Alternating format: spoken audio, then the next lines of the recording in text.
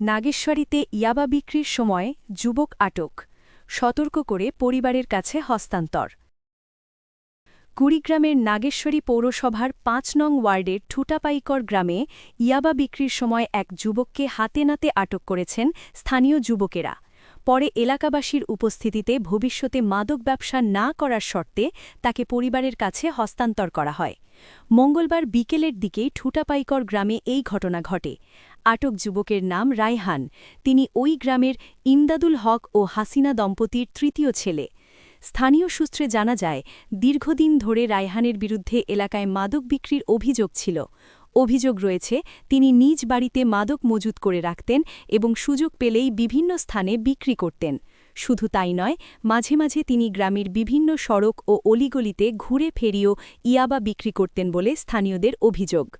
মঙ্গলবার বিকেলে কিছু স্থানীয় যুবক তাকে ইয়াবা বিক্রি করার সময় সন্দেহজনক অবস্থায় দেখতে পান। পরে তাকে অনুসরণ করে হাতে নাতে ধরে ফেলেন। এই সময় তার কাছে মাদক থাকার বিষয়টি নিশ্চিত হওয়ায় স্থানীয়দের মধ্যে উত্তেজনা ছড়িয়ে পড়ে। পরে এলাকাবাসী একত্রিত হয়ে তাকে জিজ্ঞাসাবাদ করলে তার বিরুদ্ধে দীর্ঘদিন ধরে মাদক ব্যবসার বিভিন্ন অভিযোগ উঠে আসে। স্থানীয়রা জানান, তার মাদক ব্যবসার কারণে এলাকার তরুণ সমাজের ওপর নেতিবাচক প্রভাব পড়ছিল এবং এলাকাবাসী দীর্ঘদিন ধরে বিষয়টি নিয়ে উদ্বিগ্ন ছিলেন। অভিযোগকারীরা আরও দাবি করেন, এই মাদক ব্যবসার সঙ্গে রায়হানের মা ও স্ত্রীও কোনো না কোনোভাবে জড়িত থাকতে পারেন বলে তাদের সন্দেহ রয়েছে। বিষয়টি নিয়ে এলাকায় নানা আলোচনা সমালোচনা চলছে।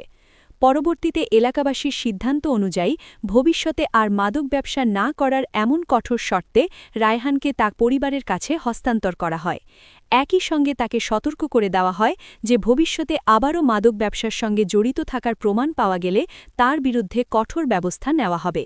এলাকাবাসী বলেন, সমাজকে মাদকমুক্ত রাখতে সবাইকে সচেতন হতে হবে।